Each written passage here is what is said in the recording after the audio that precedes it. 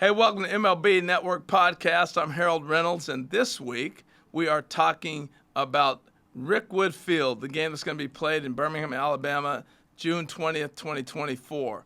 And it's honoring the Negro Leagues. The East-West All-Star Classic game. We saw that already in Cooperstown with CC Sabathia and Chris Young playing against each other. But this is the big one. This is the Cardinals and the Giants. We're going to go to Birmingham June 20th. So getting us ready for that, talking about the Negro Leagues and being able to give us some background on the Negro Leagues, bringing in Larry Lester. He's the author, historian, and statistician, and one of the founders of the Negro League Museum in Kansas City, Missouri. 18th and Vine, Larry, by the way. And Larry joins me now with so much stuff. Larry, I'd love to talk to you about the Negro League Museum. Maybe we'll get into that. But the story that's taken over the country right now is the Negro League statistics that have been now added to the Major League record. So let's start there, Larry. I know you're part of that. You're on the committee. Tell us a little bit about how these numbers came about and how Major League Baseball made that decision. Well, the numbers came about 40 years ago when I became curious about how many home runs did Josh Gibson hit, how many strikeouts did Satchel Paige have, how many stolen bases by Coop Hopper Bell. So we have all these stories and they sound great, but I wanted to quantify their greatness. So 40 years ago, I started going to the library and looking at microfilm of black newspapers. And I saw all these box scores and just became fascinated that all this data that is not in the normal encyclopedia, Major League Encyclopedia, was right there in the black newspapers. So put all my dimes into the slot machine and printed out every box score I could get.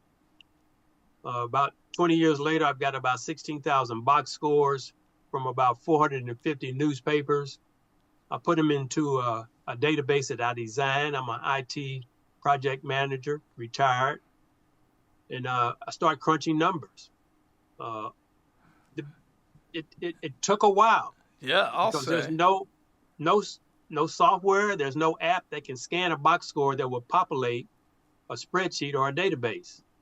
So every line entry of a box score has to be inputted. At bats, runs, hits, doubles, triples, extra bases, walks, errors, strikeouts for every ball player. So that took a tremendous amount of effort to put these numbers in. Well, Larry, also, you had to go through the stories in the newspaper. I remember talking to you about this a few years ago. Like you're finding out maybe funeral records. Oh, this guy played. You went back, saw his family, lineage, different things like that. You really had to search deep to find a lot of the numbers and everything else. Tell us a little bit about the research that went into that. Well, with every box score, they only list the last name. So you have to do a lot of research to find out the player's first name. So you look at the game accounts, you look at biographies written by Black writers, editorials, to get a feel for who this man is, where he is from, how old he is. You build a character reference list for each ball player. So roughly more than 4,000 ball players are in my database. Roughly 2,300 will be accepted by Major League Baseball because they played from 1920 to 1948. So each player has a biographical ledger in my database. And this takes a while to really gather all this material. And I look for obituaries and announcements. It's a labor of love, and I've enjoyed it immensely.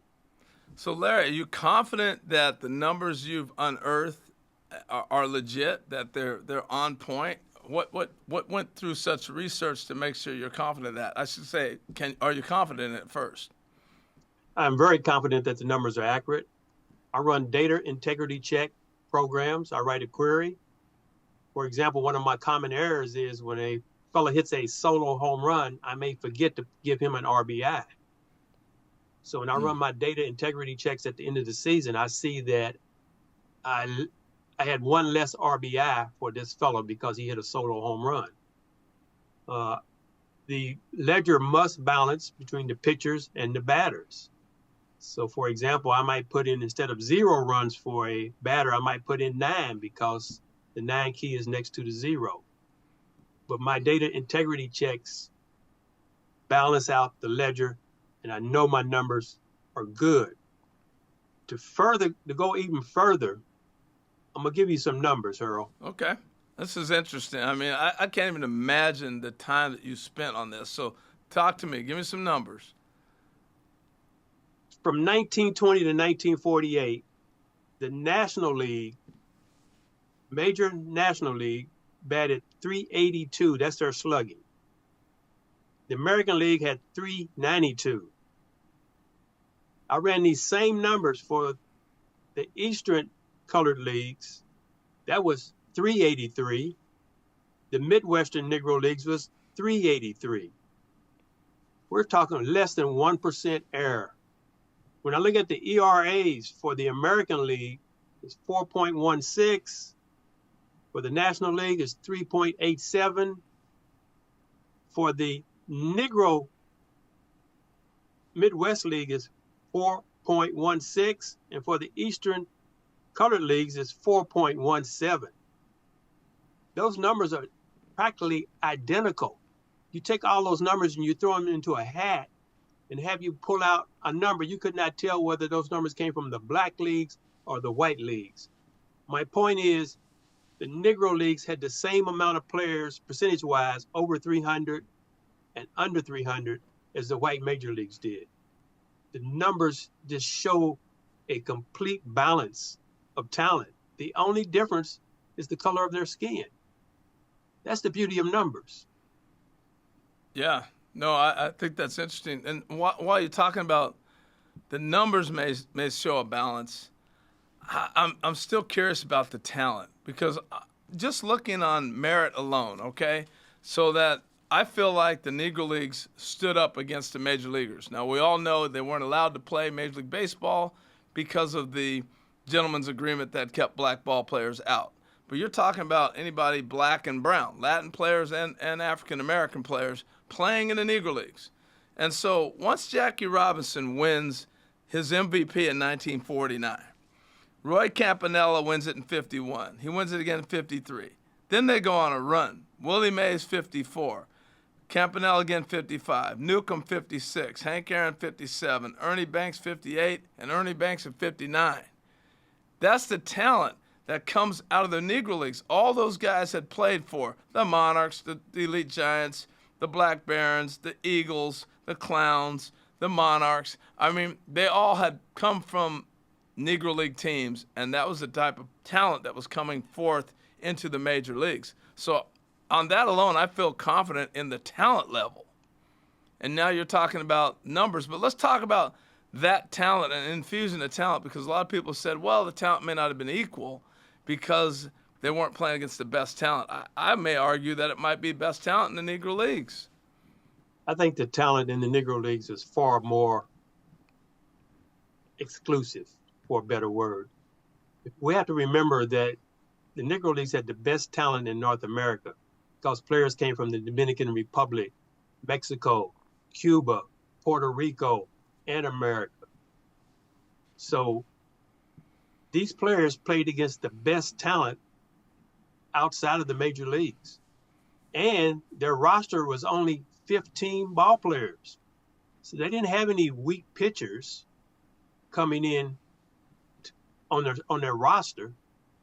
I mean, the talent was the best of the best. When you only have 15 of the best non-white ball players competing against each other, that's the beauty of the Negro Leagues. And so you're facing, I say it this way, diversity creates competition, and competition eliminates mediocrity. And so in the Negro Leagues, you don't have room for the lesser known, lesser talented ball player. And this is why the numbers in the Negro Leagues are more outstanding in that respect. When you got a 15-man roster, the fields were manicured for the first game, and after that, there was no grounds crew. So you're playing a 3 or 5 game series, that field is beat up by the 5th game. So these players really had to be good at what they did. So despite. let me Yeah. ask you something right there. Two things that come to mind for me. One, explain the Negro Leagues. How many teams were they competing against with 15 men on a roster? I've heard, there's 7 different leagues, and a lot of people are saying they all played at the same time, so the talent was diluted. Can you talk about that misnomer? Oh, exactly. The Negro Leagues modeled after the major leagues. They had 2 leagues, one in the East and one in the Midwest. Only 2 leagues, roughly between 6 to 8 teams in any given year, and only 2 leagues per season. Coming to the Depressionary years in 1929 through 1932, the original Negro National League and the Eastern Color League folded. And so new leagues came in like the East-West League, and other leagues came in for just that one season, 1932, the Negro Southern League, 1 year. And then as we come out of the Depression, the 2 leagues start back up again under different names. The Negro American League and the Negro National League are rebooted as we come out of the Depression. So we're looking at 2 leagues with 8 teams apiece, very similar to Major League Baseball's model. So Jackie Robinson gets called to by the Brooklyn Dodgers. They sign him. Obviously, they send him to Montreal, but he breaks the color barrier years later, 47. All right? April 15th. We all know about that. So my point here, Rube Foster, when Jackie Robinson went, then Dolby goes, and then all of a sudden the next thing you know, we're starting to dilute the Negro Leagues from talent. But Rube Foster, who started the Negro Leagues back in the 1920s, his vision really was to integrate the whole team, the whole organization, not just players being plucked off. Similar to, in modern day, we'd call it the AFL going to the NFL. The NFL acquired a lot of the AFL teams, or the NBA acquired the ABA. He wanted that same thing to happen with the Negro Leagues. Am I right or am I wrong with that? Well, Rube Foster had a vision because before 1920, he had tried to integrate white Major League Baseball and failed on several occasions. So he decided in 1920, which is known as the Harlem Renaissance, where Black America has a new mindset of independency and self-reliance. And so he decided to start his own league with Black owners of Black teams. And his motto for that new league is, "We are the ship, all else the sea." So he originally said, we're going to put a product on the field that is so strong and so independent that they will have to come to us for talent. And he put together a quality league. But right there, stop right there. So the talent level had to be so great to attract the major leagues to say, we got to have them. So you couldn't have a bunch of weak links. You had to have the best of the best. And I try to explain it to a lot of my friends, like, there really wasn't an NBA. There wasn't an NFL. So you're looking at the top athletes are all trying to get into pro ball, be a pro athlete. They were playing in the Negro Leagues. And he's plucking from crazy talent. Yes, the best athletes in America, Black athletes in America, were playing baseball. The New York Reds did not start until 1923, and the Harlem Globetrotters did not start until 1927. And they were not on the level of professional play that we know later on. So the best talent in America played baseball. Well, and when you start talking about the Globetrotters real quick, I don't mean to cut you off, but it just brings to mind me, who was it, Goose Tatum? Did he play baseball as well? Was he the first baseman I'm thinking of? And I know Bob Gibson did for a little bit too. Tell me Goose more. Tatum played first base for the Indianapolis Clowns and the Detroit Stars in the 50s. And yeah, great first baseman. And he went on to play with the Globetrotters, right? That was my yes, he did. point. Yeah. Mm-hmm. Okay. Wow. Yeah, it's crazy. Let's get back to real quick. Just another point that has been brought up a lot, or people have questioned with the numbers. How does Josh Gibson jump everybody else statistically? And he has only played in 60 games or 80 games. and other guys are playing 140 or 150 games. How do you sit with that? Well, Major League Baseball has come up with the rule 9.22, which states you take the average number of games played by each team and multiply by 3.1 plate appearances. And for pitchers, it's 1 inning per game. And this is the baseline to calculate these statistics. So a player has to qualify with the standard, just like in Major League Baseball. The Negro Leagues have a standard of a minimum of 1,800 at-bats or 600 innings based on a 60-game schedule, 1 inning per game. So a pitcher would need for a lifetime to have 600 innings to qualify at the top of the leaderboard. And for the batters, they would have to have 1,800 at-bats to qualify to be on the leaderboard. This is the standard set by Major League Baseball based on the rule 9.22. Does the number that stands out to me, the 60 games, does that have anything to do with the COVID season being 60 games? So we're counting the numbers, the records in that 60-game Major League schedule. Is that one of the reasons that came up with the number 60 or no? In our discussion, that was one of the reasons. The COVID season of 2020, we recognized those numbers. If someone had batted 400 or 500 during that 60-game season, we would recognize it. We recognized the 2 no-hitters that were thrown in 2020. So, yes, it provided a baseline. And mathematically, the Negro League teams played between 60 and 80 games a year. So 60 was a good starting point for a discussion. You know, the interesting thing that we're diving into all this, the talent is undeniable. And I just go back to Ted Williams, when Ted Williams gave his speech in Cooperstown when he got inducted into the Hall of Fame in 1966. And I'm paraphrasing here, but I think we can put the exact quote up on the screen. But he talked about Satchel Paige and Josh Gibson and how great they were and how they should be in the halls of Cooperstown, because he'd played against them. He'd seen them. They traveled together. I know you didn't know Ted or go into the conversations with Ted, but what do you think Ted was trying to convey? I think Ted Williams was trying to tell us what he knew and what many, many other ball players knew.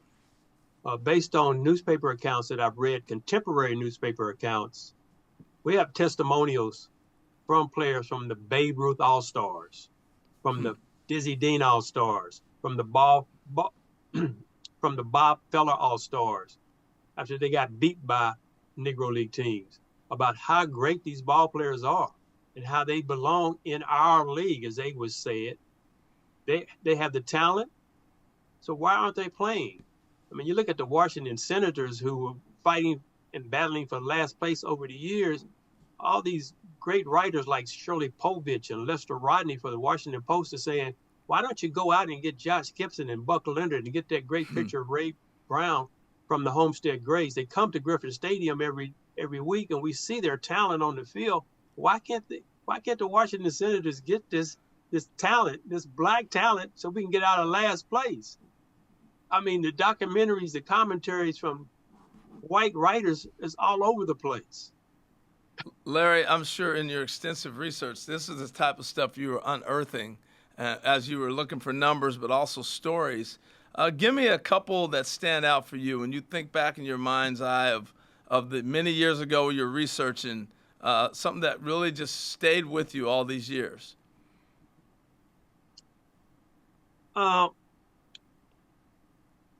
One thing that resonated with me is a series by Lester Rodney in the New York Daily Worker when he wrote to Kennesaw Mountain Landis, who served for 24 years as commissioner, is, can you read? And what he meant by that is, are you reading all these testimonials from white managers, white players, saying that these black ball players are capable of playing in our league? He would go in and write other articles. Can you hear? Can you Wow. listen? He had a campaign. People tried to ignore him, but it was so many commentaries like that in the 30s. Wendell Smith interviewed white ball players at various hotels between games, and they all said the same, with few exceptions, that the black players were more than qualified to play between the white foul lines. Bottom line. So in your research, why do you think the color barrier was overturned? Why was Branch Rickey able to do when he did it? Was it because Kennesaw Mountain Landis died, or was it because there was just this major push and it was going to happen eventually? I think it was a lot of factors. One was Kennesaw Mountain Landis died. They were trying to renew his contract while he laid in his hospital bed at that moment. He died, and Happy Chandler came in from Kentucky. But I think the major cause was the Double V campaign initiated by Wendell Smith of the Pittsburgh Courier. What was the Double V campaign? What's that? The Double V campaign was victory at home and victory abroad. We're in World War II, and we're being hypocritical as a nation and saying we're fighting for freedom at home, freedom abroad, but we have racism at home. You know, it doesn't make sense. We're fighting for democracy, but we still have racism at home. So we want a double victory, freedom abroad and freedom at home. Black soldiers would line up in V-shaped formations, and American people would start protesting like, come on, we're qualified to stop black people, we're qualified to stop bullets on the battlefield, but we cannot stop baseballs on the playing field. It raised the consciousness of all Americans that this is a travesty of justice, that these black men can go to war and fight for freedom, but when they come back home, they're not free. Freedom is not free to a black man in the mid 1940s, 46 and 47. So that was a turning point and the opportunity for Branch Rickey to say, I think the time is now, because America has come awake. America is woke to a change, just like we became awake or woke, as they say, in 2020 with the murder of George Floyd. World War II changed the mindsets of many conservatives who did not want to integrate the national pastime. Yeah, it seems like you got to have those moments in history. Talk about history. You're the founder of the Negro Leagues Museum in Kansas City, Missouri. Clearly, your years of research over 30, 40 years brought you to a point where meeting Buck O'Neill and all these other men that you came across in your life, you wanted to have somewhere where they could be remembered. Take me back to the early days and thoughts of the Negro League Museum, and how'd that come about? Well, I'm just minding my own business, and I get a phone call from a classmate by the name of Horace Peterson, the executive director of the Black Archives of Mid-America. And he had this great idea to start a jazz museum and a Black Baseball Museum. And he knew me from high school, and he said, I know how much you like baseball. He said, I can do the jazz. I need somebody that can do the baseball component. That's why it's across the street in Kansas City on Vine. Yes. Right.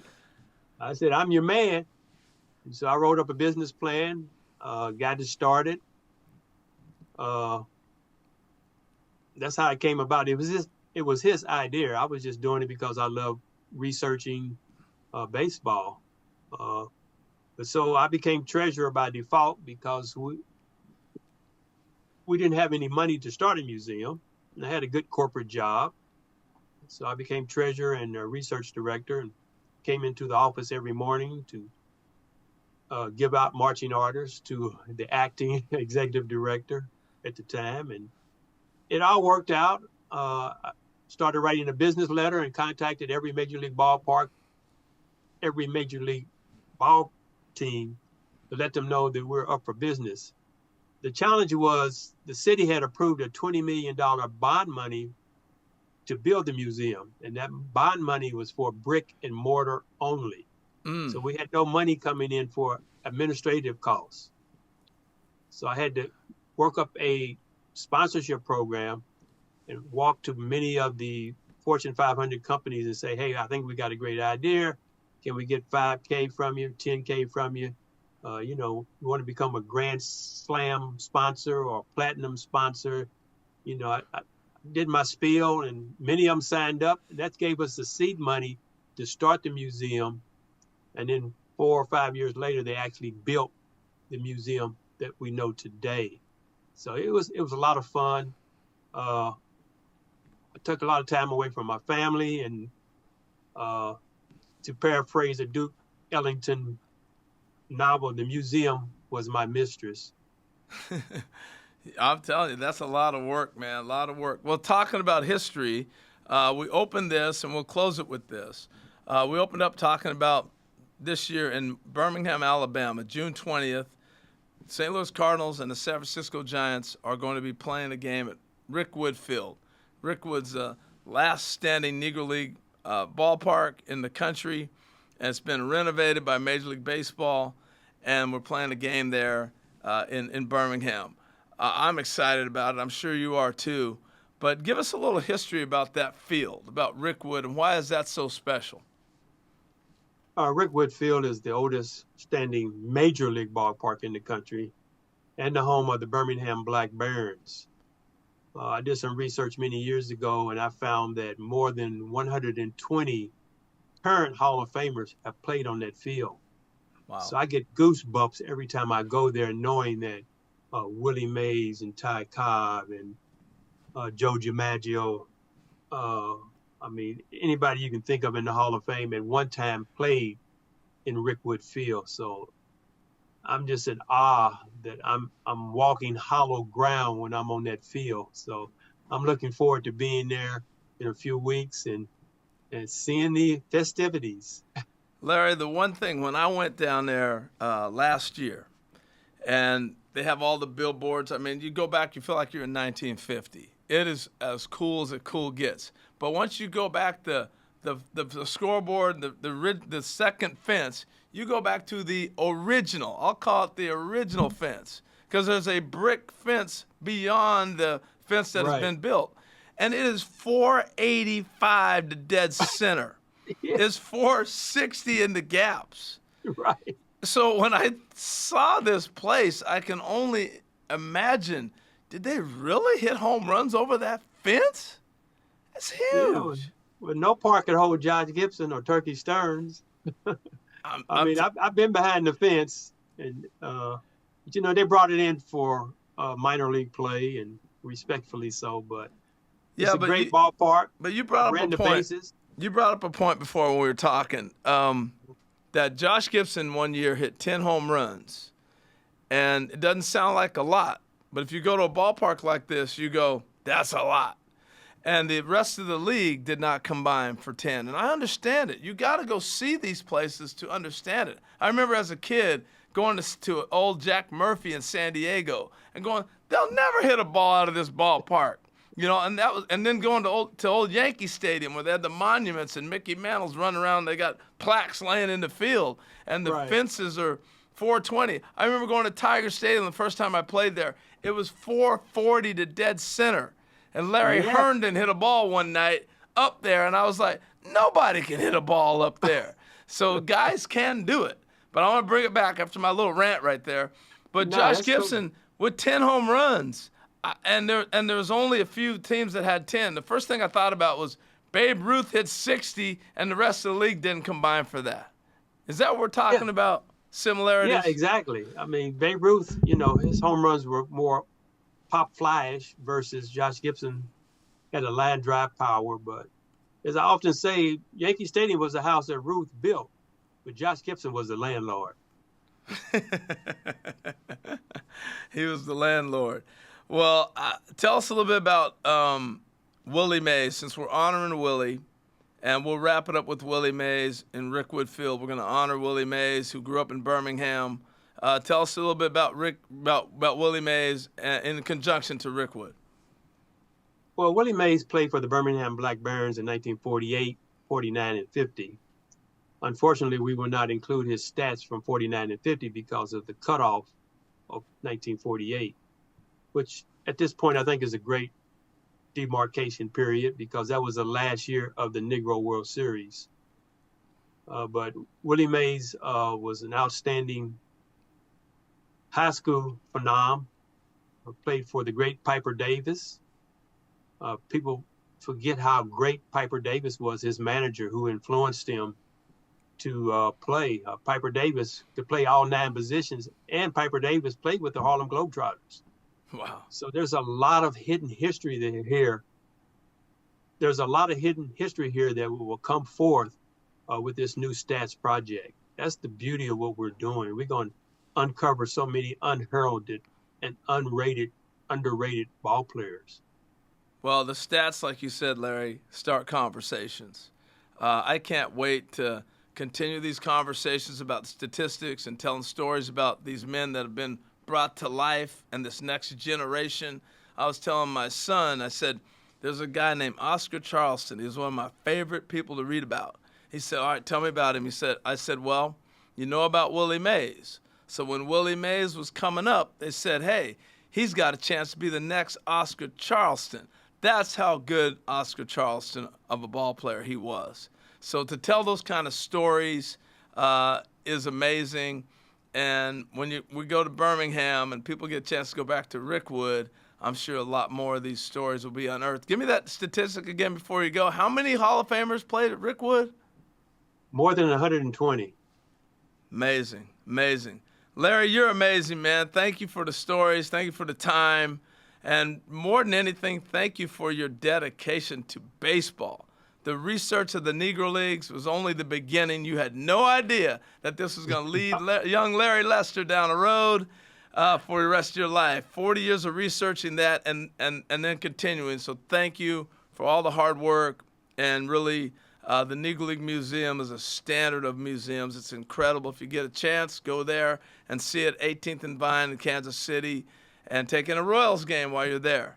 Larry, there you go. Thank you, brother. Appreciate you, man. Appreciate you for letting me be on your show, Harold.